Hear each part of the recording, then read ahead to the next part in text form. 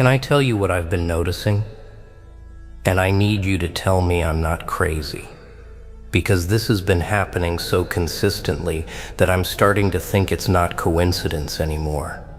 It's like watching a glitch in the Matrix, except the glitch is human behavior, and it keeps repeating. So here's what's been going on. You know those people? The ones who went out of their way to distance themselves from you? The ones who made it very clear that everything about you was too much, too weird, too different, too intense? The ones who mocked your interests, rolled their eyes at your opinions, made you feel like you needed to apologize for existing? Yeah, those people. I've been watching them lately, and something really strange is happening. They're turning into you, not obviously, not in a way that they can see, but everyone else is watching this transformation happen in real time and trying not to laugh, trying not to stare, trying not to point out what's becoming impossible to ignore. Let me break this down for you because the details are what make this so deliciously weird. Remember how they used to make fun of the way you dressed? That specific style that was too much or trying too hard or whatever dismissive thing they said to make you feel like you needed to blend in more? Look at their recent photos. No, seriously. Go look, I'll wait. You're seeing it too, right? That's not inspiration. That's not similar taste. That's a photocopy. That's them wearing your aesthetic like a Halloween costume, except they're wearing it in July and pretending they invented it. The color palettes you gravitated toward, they're suddenly all over their wardrobe. The accessories you wore that they called weird, now they're vintage finds in their collection. The silhouettes you loved that they said didn't make sense, apparently they make perfect sense now that they're wearing them. But here's the thing that makes this transcend from funny to absolutely fascinating. They don't remember making fun of you for it. Or if they do remember, they've convinced themselves it's different when they do it. They've rewritten the history in their minds so thoroughly that they genuinely believe this style just naturally evolved in them, completely independent of your influence. The cognitive dissonance is Olympic level. But wait, it gets better. You know those phrases you used to say? Those specific combinations of words that were uniquely yours? The way you'd describe things, the metaphors you'd use, those little linguistic fingerprints that made your speech pattern recognizable? They're in their mouths now. I've heard them in conversations, seen them in their captions, watched them deploy your verbal tics like they've always been part of their vocabulary. And every time it happens, there's this moment, this beautiful, awkward moment where someone in the room who knows both of you makes eye contact with someone else who knows, and you can see them both thinking the same thing. Did they just... Yes. Yes, they did. They're quoting you without citation. They're using your language like it's public domain. They're speaking in your voice and have somehow convinced themselves it's their own. I watched one of them explain a concept to a group using almost your exact words. Words they definitely heard you say first. Words they probably dismissed or ignored when you said them, and present it like original thought. And the wildest part?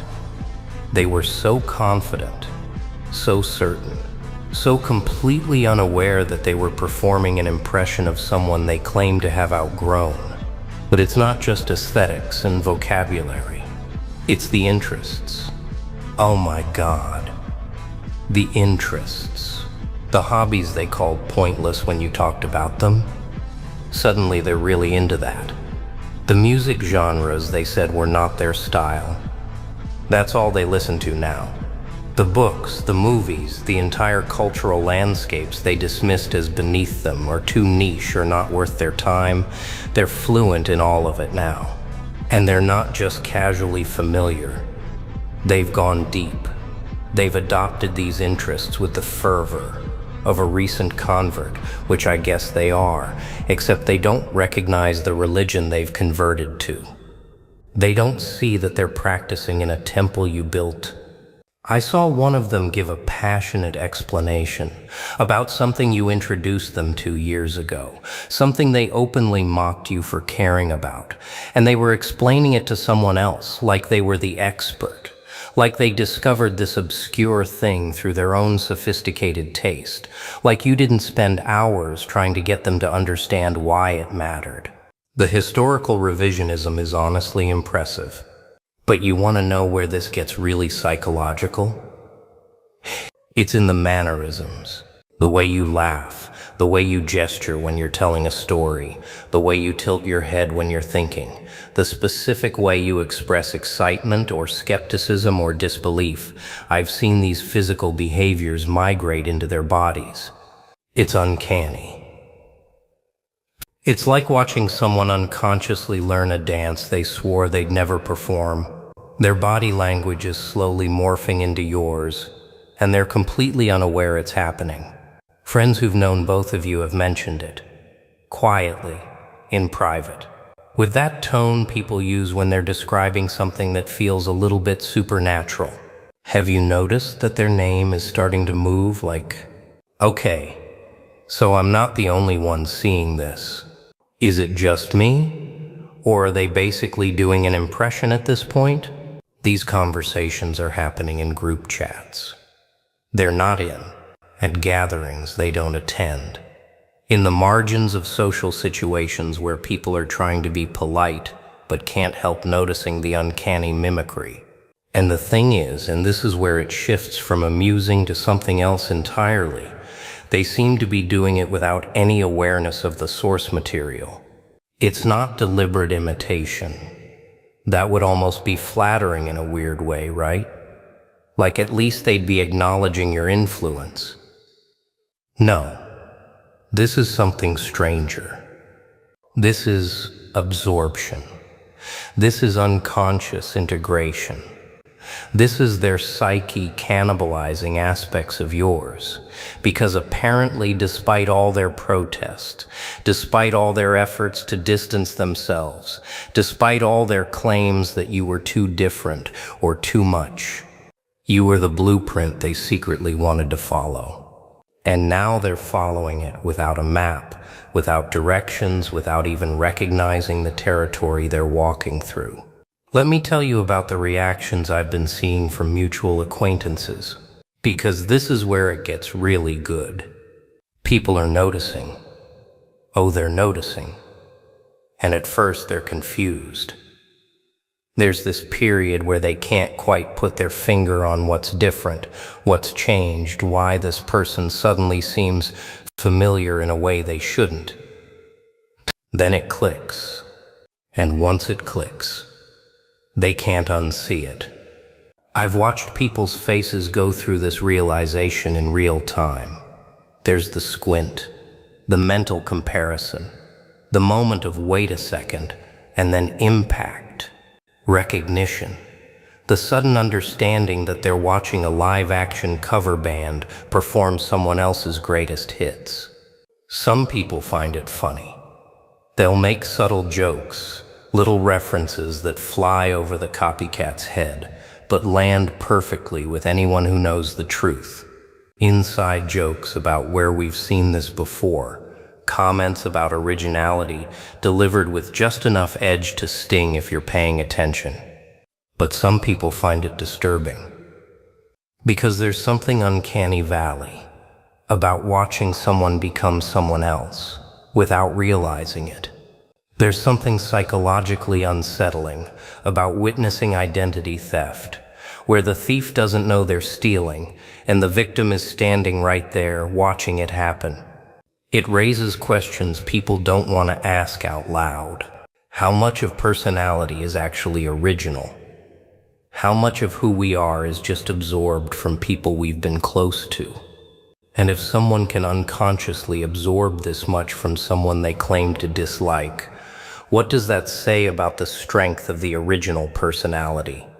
What does that say about yours? Because here's what I think is really happening. If you didn't just influence them, you infected them.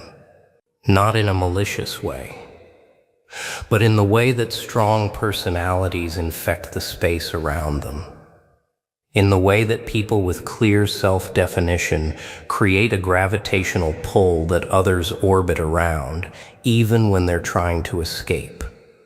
They spend so much time in your presence, so much energy defining themselves in opposition to you, so much focus on what made you different from them, that they accidentally studied you. They memorized you while trying to differentiate from you. And now, years later, with distance and time, all that suppressed familiarity is surfacing. They're not consciously choosing to be like you. They're just becoming. And the becoming looks suspiciously like a person they used to know. You. The really wild part? They probably think they're evolving. They probably feel like they're growing into their authentic selves, discovering who they really are, shedding old limitations and embracing new possibilities.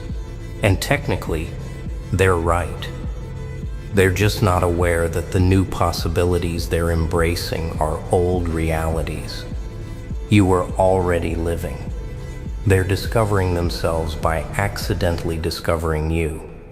They're becoming authentic by becoming a version of someone else.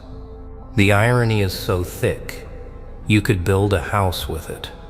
I've seen them post things about finally feeling like myself while dressed exactly like you used to dress. I've watched them talk about finding my voice while speaking in cadences I distinctly remember you using.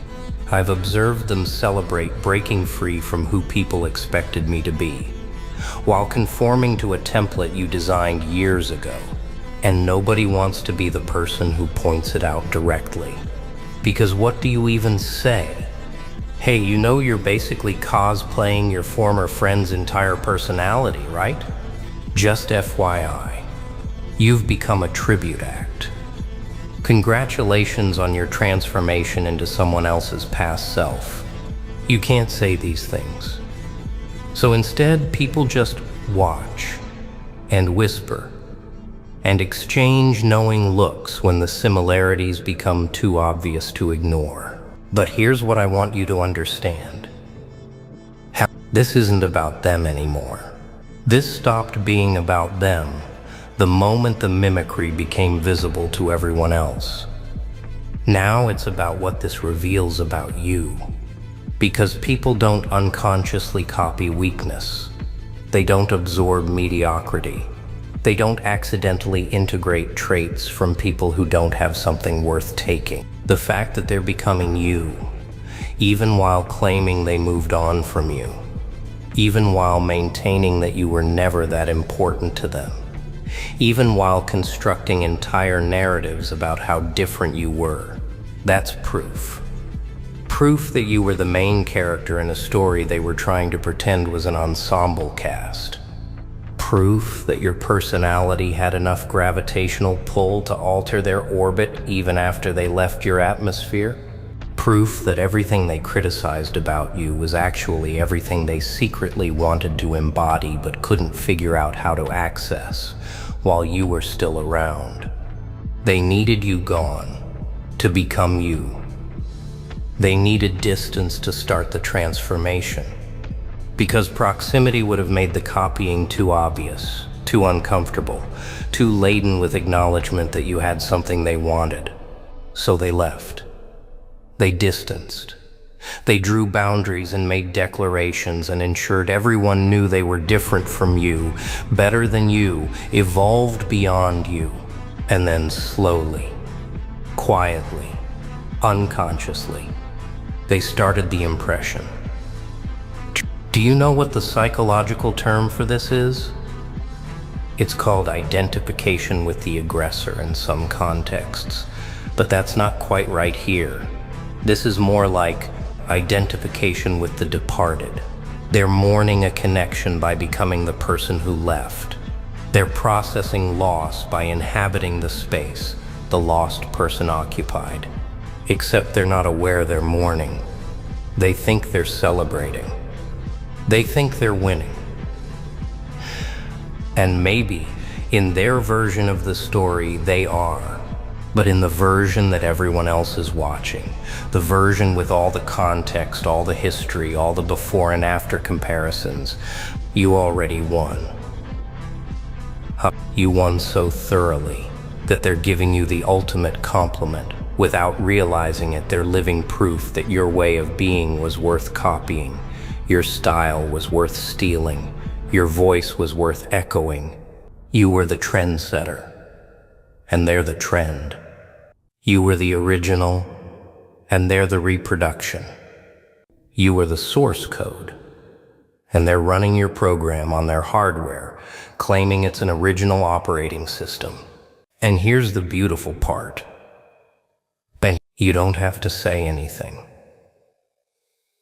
What? You don't have to point it out. You don't have to call them out. You don't have to make a dramatic confrontation where you list all the ways they've become you. Because everyone else is already seeing it. Everyone else is already having the conversations, making the observations, drawing the comparisons. The evidence is walking around in public, wearing your old personality like vintage clothes. You just get to exist, knowing that the person who tried so hard to distance themselves from you couldn't escape your influence even when you weren't trying to exert any. You get to watch them perform your greatest hits while you're already working on new material. You get to see them live in your past while you're building your future. And occasionally when you're scrolling through social media or hearing stories through mutual friends, you get to experience that specific satisfaction that comes from being proven right in the most unexpected way possible. Not by succeeding in ways they said you wouldn't. Not by achieving things they claimed were impossible. But by being so undeniably yourself that even the people who rejected you couldn't help but absorb pieces of who you were. That's the whispered confession.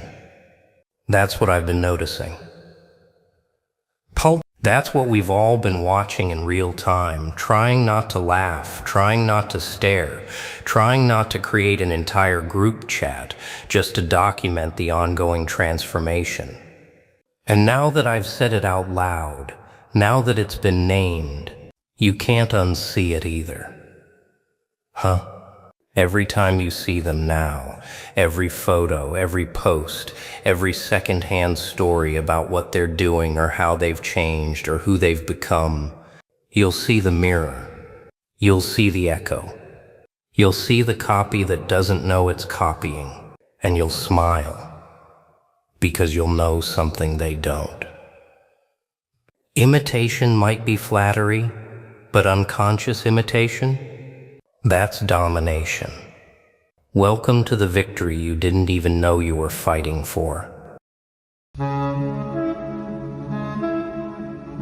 You ever lie there at night and just stare at the ceiling and think, why did they do me like that? Not just a passing thought, not just a quick sigh, but that deep, ugly, chest-heavy question that does lapse in your mind. Why did the people you would have gone to war for turn around and shoot first?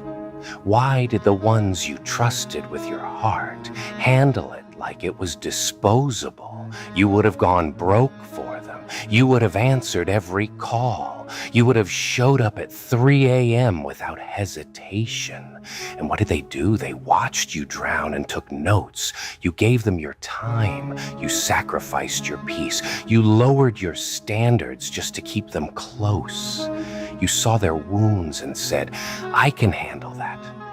I can love you through it.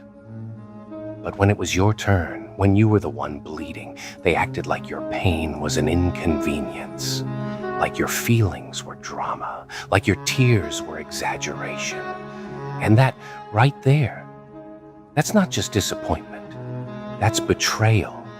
That's a knife in the back from the very hands you were holding up. They don't break you when you're cold. They break you when you're warm. They don't stab you when you're guarded. They stab you when your walls are down and your arms are open. You thought loyalty meant safety. To them, it meant access. They clocked everything about you, your triggers, your hopes, your fears, your soft spots. And instead of honoring them, they weaponized them. They turned your heart into a map and still chose the path that hurt you most. And then, when you finally pull back, when you go quiet, when you stop bleeding on command, they look at you and say, "You've changed." Like that's some accusation, like you're supposed to stay soft after they burned you alive. They start telling people, "He's different now. He's cold. He's distant. He's not the same." No, you're not the same. You're not supposed to be. That version of you didn't survive what they did. Here's the twist, kid. This is where the story turns. They want to call you the villain now. They want to act like you woke up one day and decided to be heartless, but they don't talk about the nights you cried into your pillow, swallowing screams just so they wouldn't feel guilty. They don't mention the times you put their happiness above your sanity. They don't mention the 1,000 chances you gave them after the first betrayal. No, that part never makes it into their story. So fine. If they're going to paint you as the monster, you might as well grow fangs. Not the kind that hurt people for fun, not the kind that lashes out at innocence, but the kind that says, "Never again." The kind that refuses to be used, drained, and discarded. The kind that doesn't flinch when someone walks away, because you finally understand that not everyone who leaves is a loss. The monster they fear is just you with boundaries. You saying no, you not answering every call, you not jumping every time they snap their fingers, you not staying when your soul is screaming to leave. They called it attitude, they called it ego, they called it coldness, but it's survival. It's self-respect finally taking the wheel. You ever notice how they only show up when they need something? How they go weeks, months without checking on you, but the second they feel lonely, the second life slaps them, your name magically appears in their notifications. "Hey, stranger, I've been thinking about you." "No, you haven't. You've been thinking about what I can do for you." That late night text isn't care, it's convenience. That sudden concern isn't love, it's access. You used to answer. You used to drop everything. Didn't matter if you were tired, broken, busy, or empty, you showed up because that's who you are. You thought being loyal meant never walking away. You thought real love meant staying even when it hurt. You thought patience would eventually earn you respect, but all it earned you was exhaustion. So now it's different.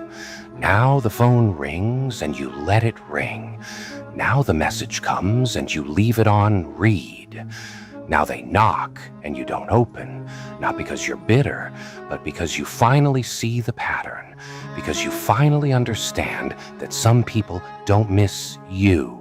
They miss what you did for them. And once you stop doing it, they suddenly don't recognize you. Good. Let them not recognize you. Let them look at you and see a stranger. Let them meet the version of you that they built with every lie, every half-truth, every disappearing act.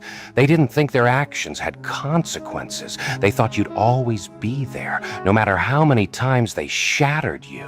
They thought you'd keep putting your heart back together just so they could break it again. Not anymore. This monster you're becoming, it's not evil, it's focused, it's not cruel, it's calculated. You're not looking for revenge, you're not plotting their downfall. You're just done being the soft landing for people who pushed you off cliffs.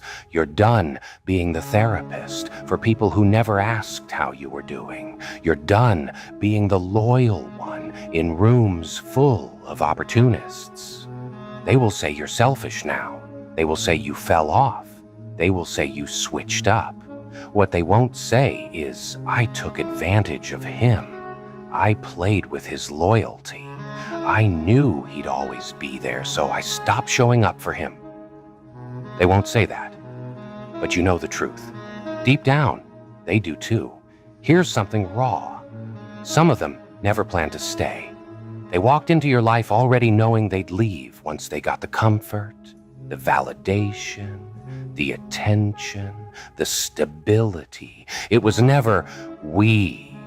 It was always me. You were the safe space. You were the soft place to land. You were the backup plan, the emergency exit, the emotional charger. And when they were fully charged, they unplugged you like nothing. And you blamed yourself. You sat there replaying every conversation, every argument, every moment, wondering what you could have done better, what you said wrong, where you failed. But you didn't fail. They did. They failed the one soul that would have gone to the ends of the earth for them. They failed the one person who meant every word, every promise, every "I got you." That's why this monster is necessary. Not the kind that destroys everything, the kind that protects what's left, the kind that doesn't let just anyone in, the kind that understands that love without boundaries is not love, it's self-destruction. The kind that knows silence is sometimes stronger than 1,000 explanations. You don't need to defend yourself anymore. You don't need to prove your side. You don't need to clear your name in rooms you'll never step into again. The people who matter will feel the shift. They'll see that you're not colder, you're clearer. You're not angrier, you're awake. The real ones will understand that you didn't become a monster. You became protected. They'll talk. Of course they will. They'll twist the story. They'll water down their role and magnify your reaction. They'll make it look like you exploded out of nowhere, like you turned dark for no reason. Let them. Let them build their little narratives. Let them tell lies to people just as temporary as they are. You're not here to chase rumors. You're not here to correct every fake version of the story. You're here to heal. You're here to rise. You're here to rebuild a life where your trust is no longer handed out like candy to people with rotten teeth. You're here to give your loyalty to those who actually bleed for you too, not just bleed you dry. One day, they'll feel it, not regret for hurting you. Some of them never feel that, but that emptiness, that hollow space where your energy used to be. They'll scroll through their contacts and realize the one person who always answered is gone. They'll get hit with life and realize the one soul who would have stood 10 toes beside them is nowhere to be found. They'll feel that silence like thunder, and you'll be somewhere else, not above them, not below them, just far from them. Building quietly, healing slowly, loving carefully. You'll be smiling in ways you couldn't around them, breathing in ways you never could when you were constantly bracing for the next betrayal. Understand this.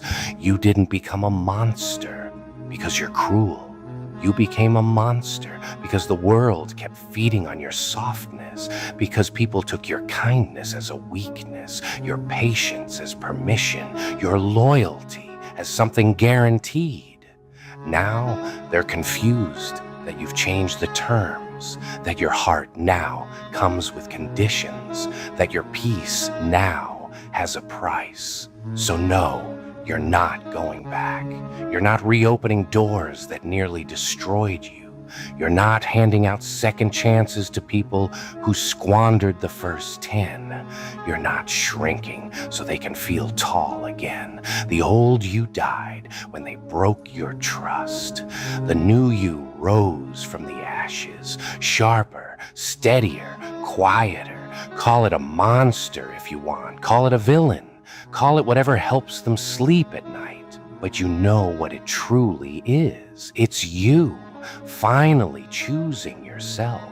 It's you finally protecting what's left of your heart. It's you walking away from the fire they lit and building something beautiful out of the burn marks. Let them tell people you changed. Let them whisper that you're not the same because they're right. You're not. You are not the soft target you once were. You are not the easy access you once gave. You are not the quiet, obedient version of you that tolerated disrespect just to avoid being alone. You are the monster they forced you to become when they shattered your trust. Not a monster that hunts, but a monster that guards. Not a monster that destroys, but a monster that refuses to be destroyed again. And that, kid, that is your power now. Walk with it, own it, and never apologize for the beast that was born from the ruins they left you in. Let me tell you something. They didn't just break your trust. They broke the version of you that believed trust was permanent. They shattered the part of you that thought loyalty guaranteed loyalty back. And yeah, that hurts. It feels like somebody reached inside your chest and ripped something out with bare hands. But beneath that pain, under all that confusion and anger, something else woke up. Something they never wanted you to meet. Your power. You used to explain yourself, didn't you? You used to over-talk, over-justify, over-prove. You wanted them to understand your heart so badly that you'd pour it out in essays and paragraphs, voice notes and midnight calls. You thought if they just understood your intentions, they wouldn't hurt you like that. You thought if they knew how much you cared, they would be careful. But they knew exactly how much you cared. They just didn't value it. And that's the shift right there. The monster they forced you to become is the version of you that realizes not everyone deserves understanding. Not everyone deserves access to your thoughts. Not everyone deserves front row seats to your emotions. Some people only deserve one thing from you now. Distance. You used to see distance as punishment. Now you see it as protection. You used to think walking away makes you cold. Now you understand it makes you sane. They trained you to believe that choosing yourself is selfish. But choosing yourself is the only reason you're still here. Because if you kept choosing them over you, you would have disappeared slowly, piece by piece. Smile by smile, until nothing was left but an empty shell who remembers what love used to feel like. That's not your fate anymore. You're not here to be anyone's emotional crutch. You're not here to be anyone's backup option. You're not here to be the second choice, the safe option, the when everything else fails, I know they'll still be there person. No, that role is dead. You buried it the day your trust snapped like a rope pulled too tight. This monster, this darker version of you, doesn't move from emotion first. It moves from awareness. You notice who checks in when they don't need something. You notice who only reaches out when life hits them. You notice who celebrates you and who competes with you. You notice who claps when you win and who goes quiet. You're not paranoid anymore. You're observant. They'll say you overthink, but overthinking is just your intuition replaying all the scenes you ignored, all the jokes that weren't really jokes, all the "I didn't mean it like that" comments that you felt in your chest anyway. You used to gaslight your own gut to keep them comfortable. Now, you listen to it. You trust your body when it tenses. You trust your spirit when it goes silent in certain rooms. Because that's another thing. You're done forcing yourself into spaces where your soul doesn't feel safe. You're done laughing at things that bother you just so you don't kill the vibe. You're done dimming your energy just so other people don't feel small. They felt big while standing on your back. They felt powerful while stepping on pieces of you that were still bleeding. That era is finished. Monsters aren't born from happiness. They're born from repetition. The same pain on repeat. The same betrayal wearing different faces. The same broken promises dressed up in pretty words. You kept thinking maybe the next one will be different. But they weren't, and that's when the monster in you stopped wanting to be chosen. Now it wants to choose. Carefully, deliberately, slowly. You don't rush into circles now. You study them. You don't tell people your whole life story in the first week anymore. You give them sentences and watch how they hold them. You don't show all your scars right away. You wait and see if they can even handle your truth, because you learned that people love the idea of you. They love the version of you that heals them, uplifts them, forgives them, entertains them. But when it's time to hold you, they crumble. So now your monster doesn't roar. It withdraws. It's not loud. It's selective. It doesn't beg to be heard. It goes quiet and observes. And that quiet, that shift in you terrifies them. You know what scares a user more than anything? A supply that cuts off. A heart that no longer opens on command. A soul that used to say, "It's okay," now saying, "No, I'm done." They don't know what to do with that. They were never prepared for the day your softness stopped being convenient. So they do the only thing they know how to do. They play victim. They say you turned dark. They say you switched up. They say you're not who you used to be. And they're right. You're not. Because who you used to be was a version of you that was willing to die emotionally just so people with empty hands didn't feel lonely. Listen, this version of you doesn't hate love. It just stopped worshiping it blindly. It doesn't hate people. It just stopped needing them to survive. You've learned how to sit with yourself. You've learned how to sit in silence and not feel like you're suffocating. You've learned that your own company, while heavy at first, is lighter than pretending you're okay around people who don't see you. You went from asking, "Why did they do this to me?" to asking, "Why did I stay after the first sign?" That's what monsters do when they evolve. They stop studying the knife and start studying the hand that held it. Then they study themselves, not to blame, but to understand. Because once you understand, you don't repeat. You don't volunteer your heart to the same lesson over and over again. You know what the real transformation is? It's not the moment you cut them off. It's the moment you stop needing answers. It's when you no longer crave the apology, when you stop rehearsing what you'd say if they came back, when you finally accept that some people sleep just fine after hurting you. You stop waiting for remorse from hearts that never had room for it. The monster they forced you to become doesn't sit by the phone anymore. It doesn't check who watched the story. It doesn't read into breadcrumbs like it's a full meal. It doesn't chase energy that goes missing every time you need it. It knows that disappearing acts are not confusion. They're clarity. They're answers.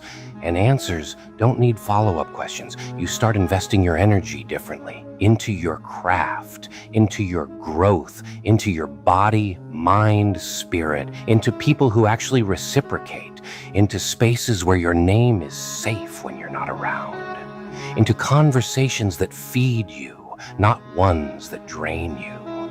You go from trying to prove your worth to those who mishandled it, to protecting your worth from ever being mishandled again. They may still talk. They may still circle around. They may still test the door. They always do. They'll pop back up when life gets dark for them, when karma pulls receipts, when the world stops giving them the attention they used to get. Suddenly, they miss you. Suddenly, they hope you're okay. What they really hope is that the old version of you is still alive somewhere, but you know better now. You answer with silence, or you answer with boundaries so firm they feel like a wall.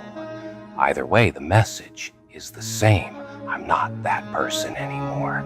You're not the place they can come and unload guilt on. You're not the heart they can run to after they drained everyone else. You're not the safe haven for people who set your house on fire. That's what monsters do now. They don't chase closure. They close doors. They lock them. They secure them, not out of fear, but out of wisdom. You finally understand that if your trust is gold, you don't just throw it in everyone's hands and act surprised when they steal it. This is what they don't get.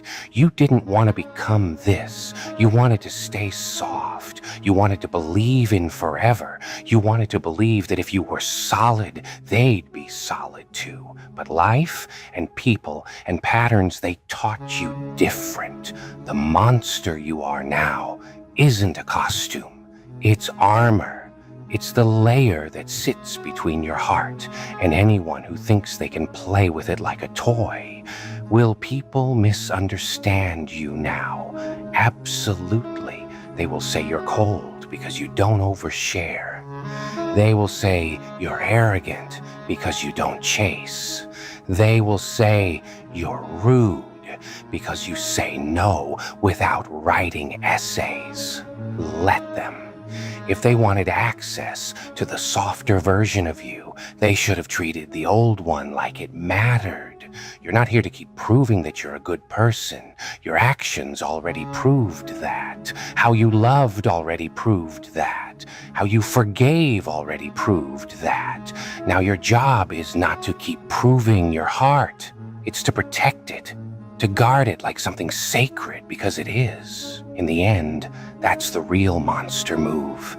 Not screaming, not exploding, not getting even, but building a life so quiet, so aligned, so peaceful, that they no longer have a seat at the table they once took for granted. Let them remember you as the one who changed. Let them tell people you turned dark. Let them say you became heartless. You and I both know the truth. You didn't lose your heart. You stopped giving it to people who treat it like it's replaceable. You became the monster they forced you to be when they broke your trust. A guardian of your own energy, a protector of your own soul, a defender of your own peace. And from this point on, anyone who wants a place in your life doesn't just get your love. They earn your trust. And if they play with it, they don't get another chance to meet the soft you. They only get to watch from a distance while the monster they created walks forward, alone if needed, but powerful, awake, and never again blind to the cost of misplaced loyalty.